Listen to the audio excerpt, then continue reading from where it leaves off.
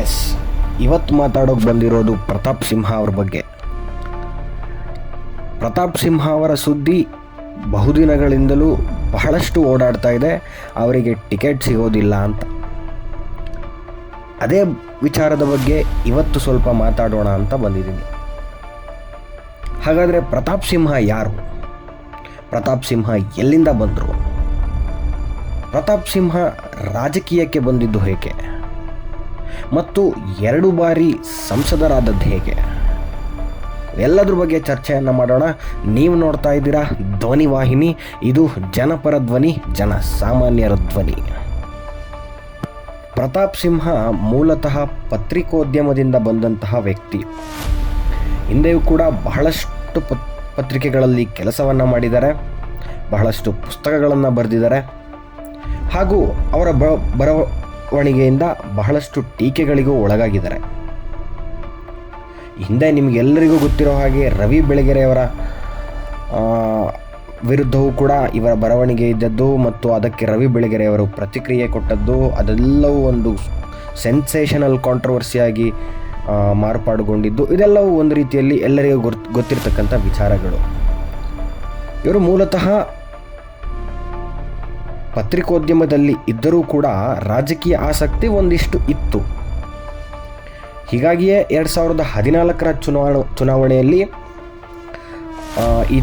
ಇವರಿಗೆ BJP ಪಕ್ಷದಿಂದ ಒಂದು ಟಿಕೆಟ್ ಅನೌನ್ಸ್ ಆಗಿತ್ತು. ಅದರಂತೆಯೇ ಇವರು ಗೆದ್ದುಕೊಂಡು ಸಹ ಬಂದಿದ್ದರು.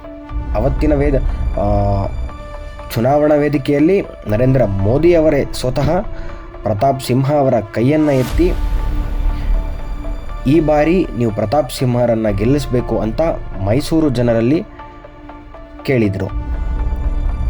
ಅದಾಗಿ 5 ವರ್ಷಗಳು ಆದ ನಂತರ 2019ರ ಚುನಾವಣೆಯಲ್ಲೂ ಕೂಡ ಪ್ರತಾಪ್ ಸಿಂಹ ಅವರು ಬಹಳ ಅಂತರದಿಂದಲೇ ಜಯಘೋಷರಾಗಿದ್ದರು. ಹಾಗಾದರೆ ಇವತ್ತು 2 ಬಾರಿ ಸಂಸದರಾಗಿರ್ತಕ್ಕಂಥ ಪ್ರತಾಪ್ ಸಿಂಹ ಅವರಿಗೆ ಟಿಕೆಟ್ ಇಲ್ಲ ಅಂತ ಹೇಳುತ್ತಿರುವಂಥ ಕಾರಣಗಳೇನು ಅಂತ ನೋಡಿದ್ರೆ ಯಾವ ಕಾರಣವೂ ಇಲ್ಲ. ಅದರ ಬದಲಾಗಿಯೂ ಪ್ರತಾಪ್ ಸಿಂಹ ಒಬ್ಬ ಅಭಿವೃದ್ಧಿಯ ಮೇಲೆ ರಾಜಕೀಯ ಮಾಡಿರ್ತಕ್ಕಂಥ ರಾಜಕಾರಣಿ. ಪ್ರತಾಪ್ ಸಿಂಹ ಹಿಂದುತ್ವವಾದಿ. ಪ್ರತಾಪ್ ಸಿಂಹ ಒಬ್ಬ ವಾಗ್ಮಿ. ಪ್ರತಾಪ್ ಸಿಂಹ ಒಬ್ಬ ಕಾರ್ಯಕರ್ತ. ಪ್ರತಾಪ್ ಸಿಂಹ ಒಬ್ಬ ಜನಗಳ ಮಧ್ಯೆ ಇರ್ತಕ್ಕಂಥ ಒಬ್ಬ ರಾಜಕಾರಣಿ. ಆತನಿಗೆ ಯಾರಿಗೂ ಬಕೆಟ್ ಹಿಡಿಯಬೇಕು ಅನ್ನುವ ಆಲೋಚನೆ ಇಲ್ಲವೇ ಇಲ್ಲ. ಯಾರನ್ನು ಮೆಚ್ಚಿಸಬೇಕು ಅನ್ನುವಂತಹ ಮನಸ್ಥಿತಿಯಂತೂ ಕೇಳಲೇಬೇಡಿ. ಇದೆಲ್ಲ ವಿಚಾರಗಳೇ ಪ್ರತಾಪ್ ಸಿಂಹ ಅವರಿಗೆ ಟಿಕೆಟನ್ನು ತಪ್ಪಿಸಲು ಕಾರಣವಾಯಿತಾ ಅನ್ನೋ ಸಂದೇಹ ಕೂಡ ಸೃಷ್ಟಿಯಾಗುತ್ತೆ. ಅದಾದ ಬಳಿಕ ಪ್ರತಾಪ್ ಸಿಂಹ ಅವರು ನಿನ್ನೆ ಮಾತಾಡಿರುವಂಥ ಲೈವ್ನಲ್ಲಿ ಆತ ಬಹಳ ಸ್ಪಷ್ಟವಾಗಿ ಹೇಳ್ತಾರೆ, ನಾನು ಯಾವ ರೀತಿ ನನ್ನ ಮೈಸೂರಿನ ಜನರಿಗೆ ಅಥವಾ ನನ್ನ ಇಷ್ಟಪಡುವಂಥ ಜನರಿಗೆ ಅದು ಎಷ್ಟು ಕೆಲಸ ಮಾಡಬೇಕು ಅಷ್ಟು ಕೆಲಸವನ್ನು ನಾನು ಮಾಡಿದ್ದೀನಿ. 2 ಟರ್ಮ್ನಲ್ಲಿ ನನ್ನ ಕೆಲಸಗಳೇನಿತ್ತು ಅನ್ನೋದು ನನ್ನ ಮೈಸೂರಿನ ಜನತೆಗೆ ಬಹಳ ಸ್ಪಷ್ಟವಾಗಿ ಅರ್ಥವಾಗಿದೆ ಮತ್ತು ಗೊತ್ತಿದೆ. ನಾನು ಇವತ್ತೂ ಕೂಡ ಅವರ ಮಧ್ಯೆಯೇ ನಿಂತ್ಕೊಂಡು ಮಾತಾಡ್ತಾ ಇದ್ದೀನಿ. ನನಗೆ ಇವತ್ತೂ ಕೂಡ ಟಿಕೆಟ್ ಕೊಟ್ಟರೆ 2 ಲಕ್ಷ ವೋಟ್ನಲ್ಲಿ ಅಂತರದಲ್ಲಿ ಗೆದ್ದುಕೊಂಡು ಬರ್ತೀನಿ ಅನ್ನುವ ಹೇಳಿಕೆಯನ್ನು ಕೂಡ ಸ್ವತಃ ಪ್ರತಾಪ್ ಸಿಂಹ ಅವರೇ ಮಾಡಿದ್ದಾರೆ. ಇಷ್ಟೆಲ್ಲ ಇದ್ರೂ BJP ಯಾಕೆ ಇವರಿಗೆ ಟಿಕೆಟನ್ನು ಕೊಡ್ತಾ ಇಲ್ಲ? ಅಥವಾ BJP ಹೈಕಮಾಂಡ್ಗೆ ಇವರ ಮೇಲೆ ಒಂದು ಅಪನಂಬಿಕೆ ಬಂದುಬಿಟ್ಟಿದೆಯಾ? ಇದನ್ನು ಸೃಷ್ಟಿ ಮಾಡಿರೋರು ಯಾರು? ಇದರಿಂದ ಒಂದು ದೊಡ್ಡ ಸಂಚಯ ನಡೀತಾ ಇದೆಯಾ ಅನ್ನೋ ಬಹಳಷ್ಟು ಪ್ರಶ್ನೆಗಳು ನಮ್ಮೆಲ್ಲರಲ್ಲೂ ಮೂಡುತ್ತೆ. ಬಹುಶಃ ನನಗನ್ಸುತ್ತೆ ಪ್ರತಾಪ್ ಸಿಂಹನೂ ಕೂಡ ಯಾವ ಅಭಿವೃದ್ಧಿಯನ್ನು ಮಾಡದೆ, ಯಾವ ಕೆಲಸಗಳನ್ನು ಜನರಿಗೆ ತಲುಪಿಸದೆ, ಬರೀ ವೇದಿಕೆ ರಾಜಕಾರಣಿಯಾಗಿ, ಬರೀ ಇನ್ನೊಬ್ಬರ ಮೇಲೆ ಬೇಡವಾದಂಥ ಹೇಳಿಕೆಗಳನ್ನು ಕೊಡುವ ರಾಜಕಾರಣಿಯಾಗಿ, ಅಥವಾ ಮದುವೆ, ಮುಂಜಿ, ತಿಥಿ, ಮತ್ತೊಂದು ಮಗದೊಂದು ಕಾರ್ಯಕ್ರಮಗಳಲ್ಲಿ 2 ಕೈಗಳನ್ನು ಜೋಡಿಸಿ ನಿಂತ್ಕೊಳ್ಳುವಂತಹ ರಾಜಕಾರಣಿ ಆಗಿದ್ದರೆ ಬಹುಶಃ ಅವರಿಗೆ ಟಿಕೆಟ್ ಸಿಗ್ತಾ ಇತ್ತೇನೋ. ಆದರೆ ಈತ ಮಾಡಿದ್ದು ಅಭಿವೃದ್ಧಿ ರಾಜಕೀಯ.